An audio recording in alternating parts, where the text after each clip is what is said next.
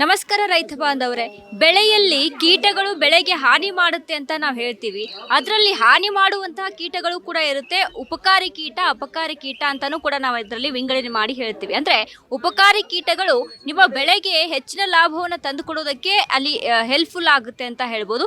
ಇಲ್ಲಿ ನಾವು ಉಪಕಾರಿ ಮತ್ತು ಅಪಕಾರಿ ಕೀಟಗಳ ಬಗ್ಗೆ ಎಕ್ಸ್ಪ್ಲೇನ್ ಮಾಡ್ತಾ ಹೋಗ್ತೀವಿ. ಇದ್ರ ಬಗ್ಗೆ ಹೆಚ್ಚಿನದಾಗಿ ಮಾಹಿತಿಯನ್ನ ಕೊಡ್ತಾರೆ ಕೀಟ ತಜ್ಞರಾದಂತ ಜಯಪ್ಪ ಸರ್. ಅವರೊಂದಿಗೆ ಇದ್ರ ಬಗ್ಗೆ ಹೆಚ್ಚಿನ ಇನ್ಫಾರ್ಮೇಶನ್ ಅನ್ನ ಪಡೆದುಕೊಳ್ಳೋಣ. ಸರ್ ನಮಸ್ತೆ. ನಮಸ್ಕಾರ. ಇದೀಗ ಕೀಟಗಳು ಅಂತ ಬಂದ್ರೆ ನಮ್ಮ ರೈತರಿಗೆ ಒಂದೇ ಗೊತ್ತು ಸರ್. ಅಂದ್ರೆ ಉಪಕಾರಿ ಕೀಟ, ಅಪಕಾರಿ ಕೀಟಗಳು, ಬೆಳೆಗೆ ಹಾನಿ ಮಾಡುವಂತ ಕೀಟಗಳು. ಬಟ್ ಕೀಟಗಳಲ್ಲಿ ಬೆಳೆಗೆ ಅಂದ್ರೆ ರೈತರಿಗೆ ಸಹಾಯ ಮಾಡುವಂತ ಕೀಟಗಳು ಕೂಡ ಇರುತ್ತೆ ಅನ್ನೋದು ಎಷ್ಟೋ ರೈತರಿಗೆ ಗೊತ್ತಿಲ್ಲ. ಸೊ ಇದ್ರ ಬಗ್ಗೆ ಹೇಳೋದಾದ್ರೆ, ಮೊದಲನೇದಾಗಿ ಪ್ರಪಂಚದಲ್ಲಿ ಭೂಮಿ ಹುಟ್ಟಿದಾದ್ಮೇಲೆ ಕೀಟಗಳು ಮೊದಲು ಹುಟ್ಟುತ್ತವೆ. 500 ದಶಲಕ್ಷ ವರ್ಷಗಳ ಹಿಂದೆ ಭೂಮಿ ಮೇಲೆ ಬರ್ತವೆ. ತದನಂತರ ಮಾನವ ಬರ್ತಾನೆ. ಮಾನವ 65 ದಶಲಕ್ಷ ವರ್ಷಗಳ ಹಿಂದುಗಡೆ ಬರ್ತಾನೆ. ಅಂದರೆ ಅಂತರ ಕೀಟಗಳಿಗೂ ಮತ್ತು ಮನುಷ್ಯನಿಗೂ ಉಗಮದ ಅಂತರ 435 ದಶಲಕ್ಷ ವರ್ಷ. ಅದರಲ್ಲೂ 300 ದಶಲಕ್ಷ ವರ್ಷಗಳ ಹಿಂದೆ ಮಾಡರ್ನ್ ಕೀಟಗಳು, ಆಧುನಿಕ ಕೀಟಗಳು ಬರ್ತವೆ. ಅದನ್ನು ಲೆಕ್ಕ ತಗೊಂಡ್ರೆ ನಿಮಗೆ 235 ದಶಲಕ್ಷ ವರ್ಷಗಳ ಹಿಂದೆಯೇ ಈ ಕೀಟಗಳು ಭೂಮಿ ಮೇಲೆ ಉತ್ಪತ್ತಿಯಾಗಿ ವಿವಿಧ ಭಾಗಗಳಿಗೆ ಹಂಚಿ ಹರಿದು ಹೋಗಿ ಎಲ್ಲ ಸಾಮ್ರಾಜ್ಯಗಳನ್ನು ಹಾಕಿಪೆಟ್ಕೊಂಡಿದೆ. ಎಲ್ಲ ಜಾಗಗಳಲ್ಲಿ ತನ್ನ ಸಾಮ್ರಾಜ್ಯಗಳನ್ನು ವಿತರಣೆ ಮಾಡ್ಕೊಂಡಿದ್ದಾವೆ. ಆದರೆ 65 ದಶಲಕ್ಷ ವರ್ಷಗಳ ಈಗ ಬಂದು ಅವುಗಳ ಅಡುಗುತಾಣಗಳನ್ನು ನಾಶ ಮಾಡಿದಾಗ ಈ ಕೀಟಗಳು ಪೀಡಗಳಾಗಿ ಪರಿವರ್ತನೆ ಹೊಂದುತ್ತವೆ. ಆದರೆ ಪ್ರಕೃತಿ ದತ್ತವಾಗಿ ಕೀಟಗಳು ಯಾವುದೇ ತರಹ ಮನುಷ್ಯನಿಗೆ ಹಾನಿ ಮಾಡಲ್ಲ. ಅದರಲ್ಲೂ 10% ಕೀಟಗಳು ಮಾತ್ರ ನಮಗೆ ಹಾನಿ ಮಾಡ್ತವೆ. ಯಾವ ರೀತಿ ಹಾನಿ ಮಾಡ್ತವೆ? ನೇರವಾಗಿ ನಮ್ಮ ರಕ್ತವನ್ನು ಇರ್ಬೋದು, ಅಥವಾ ನಮಗೆ ವಿವಿಧ ಕಾಯಿಲೆಗಳನ್ನು ತರ್ಬೋದು, ಅಥವಾ ನಮ್ಮ ಬೆಳೆಗಳಿಗೆ ನಷ್ಟ ಮಾಡ್ಬೋದು, ಹಾನಿ ಮಾಡ್ಬೋದು, ನಮ್ಮ ಬೆಳೆಗಳಿಗೆ ರೋಗವನ್ನು ಹರಡ್ಬೋದು, ನಮ್ಮ ಸಾಕು ಪ್ರಾಣಿಗಳಿಗೆ ರೋಗವನ್ನು ಹರಡ್ಬೋದು, ಅದಕ್ಕೆ ಕಾಟ ಕೊಡ್ಬೋದು. ಎಷ್ಟು? 10% ಅಂದರೆ ಇನ್ನು 90 ಭಾಗ ಕೀಟಗಳು ಯಾವಾಗಲೂ ಉಪಕಾರಿಯಾಗಿಯೇ ಇರ್ತವೆ. ಯಾವ ರೀತಿ ಉಪಕಾರಿಯಾಗಿರ್ತವೆ? ಉದಾಹರಣೆಗೆ ನೀವು ನೋಡಿರ್ಬೋದು, ಜೇನುತುಪ್ಪ ತಿಂತೀವಿ ನಾವು. ಎಲ್ಲಿಂದ ಬರ್ತದೆ? ಜೇನು ಹುಳುಗಳು ಸಂಗ್ರಹಣ ಮಾಡಿರ್ತಕ್ಕಂಥ ಒಂದು ತುಪ್ಪವನ್ನು ನಾವು ಅದರಿಂದ ಕಿತ್ಕೊಂಡು ತಿಂತೀವಿ. ರೇಷ್ಮೆ ಹುಳು, ಒಂದು ರೇಷ್ಮೆ ಬಟ್ಟೆ ಹಾಕ್ತೀವಿ. ಎಲ್ಲಿಂದ ಬರ್ತದೆ ರೇಷ್ಮೆ ಬಟ್ಟೆ? ಆ ಹುಳುವಿನ ಸಲೈವ ಅಥವಾ ಜೊಲ್ಲು ರಸದಿಂದ ಉತ್ಪತ್ತಿಯಾಗಿರ್ತಕ್ಕಂಥ ಒಂದು ಥ್ರೆಡ್ ಅಥವಾ ದಾರದಿಂದ ನಾವು ರೇಷ್ಮೆ ಬಟ್ಟೆಯನ್ನು ನೇಯ್ತೇವೆ. ಇದು ನಮಗೆ ನೇರವಾಗಿ ಸಿಗ್ತಕ್ಕಂಥ ಉಪಕಾರಿ. ಪರೋಕ್ಷವಾಗಿ ಯಾವ ರೀತಿ ನಮಗೆ ಅನುಕೂಲ ಮಾಡ್ತವೆ ಅಂತಂದರೆ, ಕೀಟಗಳು ನಮ್ಮ ಬೆಳೆಗಳಿಗೆ ಪರೋಕ್ಷವಾಗಿ ಅಥವಾ ನೇರವಾಗಿ ಪರಾಗಸ್ಪರ್ಶ ಕ್ರಿಯೆ ಮಾಡೋದ್ರಿಂದ ನಮ್ಮ ಬೆಳೆಗಳಲ್ಲಿ ಉತ್ಪಾದನೆ ಇರ್ತದೆ, ಕಾಳುಗಟ್ಟುತ್ತದೆ. ನಾವು ಈಗ ನಮ್ಮ ಟೇಬಲ್ ಮೇಲೆ ಊಟ ಮಾಡ್ತೀವಿ ಅಂತಂದರೆ ಅದಕ್ಕೆ ಕಾರಣ ಕೀಟಗಳು ಇಲ್ಲ ಅಂತಂದರೆ 85% ಭಾಗ ಬೆಳೆಗಳು ಯಾವುದೇ ಉತ್ಪಾದನೆ ಆಗೋದಿಲ್ಲ. ನಮ್ಮಗಳಿಗೆ ಮತ್ತೆ ಬರಗಾಲ ಬರ್ತದೆ. ಮತ್ತೆ ನಾವು ಆಲ್ಬರ್ಟ್ ಐನ್ಸ್ಟೀನ್ ಅವರು ಹೇಳಿದರೆ, ಜೇನು ಹುಳುಗಳು ಸತ್ತ 4 ವರ್ಷ ಮಾತ್ರ ಮನುಷ್ಯ ಜೀವಿ ಇರ್ತಾನೆ, ಅದ ನಂತರ ಅವನು ಅಳಿಸಿ ಹೋಗ್ತಾನೆ. ಯಾಕೆ ಅಂತಂದರೆ ಈ ಕೀಟಗಳು ಅಷ್ಟು ಪ್ರಾಮುಖ್ಯತೆಯನ್ನು ಹೊಂದಿದ್ದಾವೆ. ಕೀಸ್ಟೋನ್ ಸ್ಪೀಷಸ್ ಅಂತ ಹೇಳ್ಬಿಟ್ಟು ಕರಿತೀವಿ. ಈ ಒಂದು ಪರಾಗಸ್ಪರ್ಶ ಕ್ರಿಯೆಯಲ್ಲಿ ತಲ್ಲೀನವಾಗಿಬಿಟ್ಟು ನಮ್ಮ ಆಹಾರ ಉತ್ಪಾದನೆಯಲ್ಲಿ ಬಹಳ ಅನುಕೂಲಕರವಾಗಿದ್ದಾವೆ, ಸಹಕಾರಿಯಾಗಿದ್ದಾವೆ. ಇದಲ್ಲದೆ ಸರ್ ಇದೀಗ ಇಲ್ಲಿ ಸಾಕಷ್ಟು ಬಗೆಯ ಕೀಟಗಳು ಇದಾವೆ, ಎಕ್ಸಿಬಿಷನ್ಗೆ ಅಂತ ಇಟ್ಟಿದ್ದೀರಾ ಇಲ್ಲಿ. ಸೊ ಈ ಒಂದು ಕೀಟದಲ್ಲಿ ಯಾವ ಕೀಟ ಉಪಕಾರಿ? ಈಗ ಗುಳುಗುಂಜಿ ಹುಳ ಅಂತ ನಾವು ನೋಡ್ಬೋದು. ಇವೆಲ್ಲವೂ ಕೂಡ ಹೇಗೆ ಉಪಕಾರಿ, ಹೆಂಗೆ ಅಂತ? ಓಕೆ, ಇದರಲ್ಲಿ ನಾನು ತೋರಿಸ್ತೀನಿ. ಇದರಲ್ಲಿರ್ತಕ್ಕಂಥ ಎಲ್ಲ ಕೀಟಗಳು ಉಪಕಾರಿ ಕೀಟಗಳೇ. ಯಾಕೆ ಅಂತಂದರೆ ಇವು ಪರಾಗಸ್ಪರ್ಶ ಕ್ರಿಯೆಯಲ್ಲಿ ತಲ್ಲೀನವಾಗ್ತವೆ, ಇನ್ವಾಲ್ವ್ ಆಗ್ತವೆ. ಪರಾಗಸ್ಪರ್ಶ ಕ್ರಿಯೆಯಲ್ಲಿ ತೊಡಗಿ ಆಹಾರ ಉತ್ಪಾದನೆಯಲ್ಲಿ ನಮಗೆ ಸಹಾಯ ಮಾಡ್ತವೆ. ಅಧಿಕ ಇಳುವರಿ ಬರೋದಕ್ಕೂ ಇವೇ ಕಾರಣ.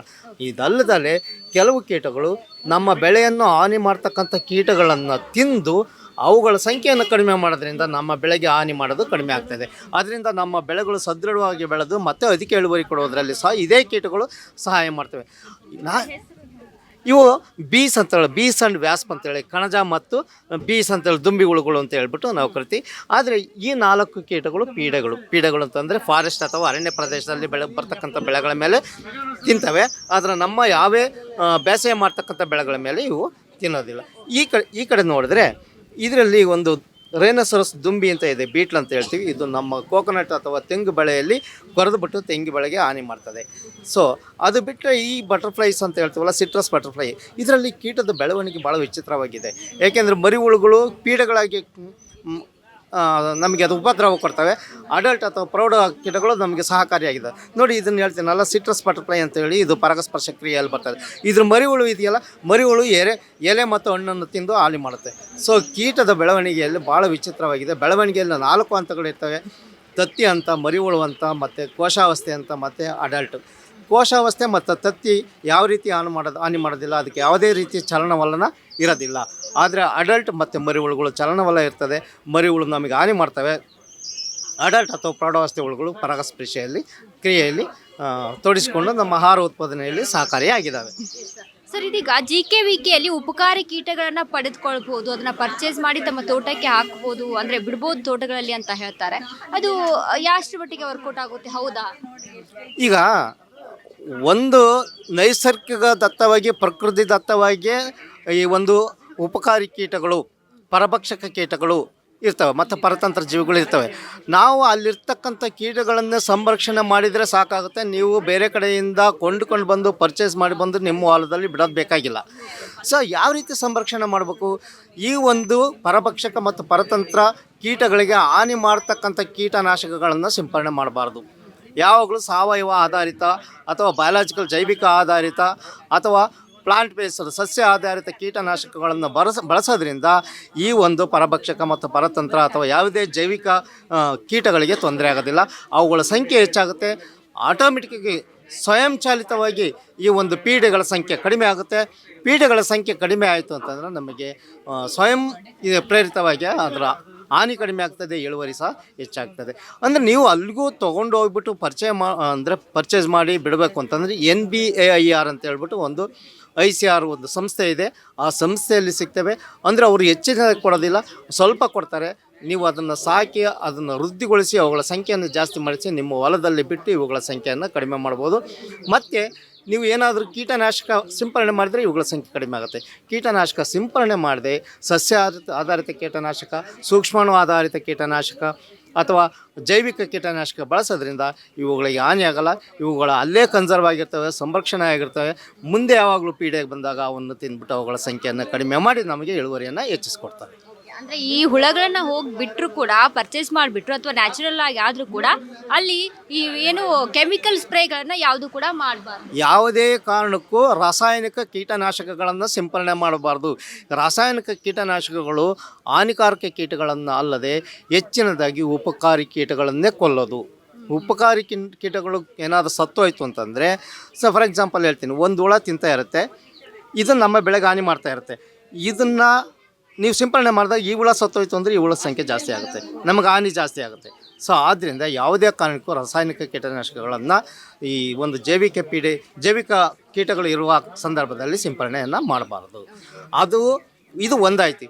ಇನ್ನೊಂದು, ಈ ರಾಸಾಯನಿಕ ಕೀಟನಾಶಕದ ಅಂಶಗಳು ಅಥವಾ ಶೇಷಾಂಶಗಳು ನಮ್ಮ ಬೆಳೆಗಳಲ್ಲಿ, ನಮ್ಮ ಆಹಾರ ಪದಾರ್ಥದಲ್ಲಿ ಉಳಿದುಬಿಟ್ಟು ಅವು ನಮಗೆ ಕಣ್ಣಿಗೆ ಕಾಣೋದಿಲ್ಲ, ಆದರೆ ನಾವು ಅದನ್ನೇ ತಿಂತಾ ಇರ್ತೀವಿ. ನಾವು ನಮ್ಮ ವಿವಿಧ ಭಾಗಗಳಿಗೆ ವಿವಿಧ ರೀತಿಯಲ್ಲಿ ಪರಿಣಾಮ ಬೀರಿ ನಮ್ಮ ಆರೋಗ್ಯದಲ್ಲಿ ಏರುಪೇರು ಉಂಟಾಗ್ತದೆ. ದಯವಿಟ್ಟು ರಾಸಾಯನಿಕ ಕೀಟನಾಶಕಗಳ ಬಳಕೆಯನ್ನು ಕಡಿಮೆ ಮಾಡಿ ಈ ಒಂದು ಜೈವಿಕ ಕೀಟಗಳನ್ನು ಸಂರಕ್ಷಣೆ ಕಡೆಗೆ ನಾವು ಗಮನ ಹರಿಸಬೇಕಾಗಿದೆ. Thank you so much sir, ನಮ್ಮ ಜೊತೆ ಮಾತಾಡಿದ್ದಕ್ಕೆ. ನೋಡಿದ್ರಲ್ಲ ರೈತ ಬಾಂಧವರೇ, ಏನು ಅಂತ ಅಂದರೆ ಕೀಟಗಳಿಗೆ ಕೀಟಗಳೇ ಶತ್ರು. ಹಾಗಾಗಿ ನಿಮ್ಮಲ್ಲಿ ಉಪಕಾರಿ ಕೀಟಗಳು ನಿಮ್ಮ ಬೆಳೆಯಲ್ಲಿ ಇರಬೇಕು ಅಂತ ಅಂದರೆ, ಅಪಕಾರಿ ಕೀಟಗಳನ್ನು ಮಾತ್ರ ನಾಶ ಮಾಡಬೇಕು ಅಂತ ಅಂದರೆ ನೀವು ಬೆಳೆಗಳಿಗೆ ಈ ಕೆಮಿಕಲ್ ಸ್ಪ್ರೇಗಳನ್ನು ಹೊಡೆಯೋದು ಕಡಿಮೆ ಮಾಡ್ಕೊಳ್ಳಿ. ಅಲ್ಲಿ ಉಪಕಾರಿ ಕೀಟಗಳೇನಿರುತ್ತಲ್ಲ, ನಿಮ್ಮ ಅಪಕಾರಿ ಕೀಟಗಳನ್ನು ಅವಾಗವೇ ನ್ಯಾಚುರಲ್ ಆಗಿ ನಾಶ ಮಾಡುತ್ತೆ. ನಿಮ್ಮ ಬೆಳೆ ಸಮೃದ್ಧವಾಗಿ ಬೆಳೆಯುತ್ತೆ ಅಂತ ಹೇಳ್ಬೋದು. Thank you.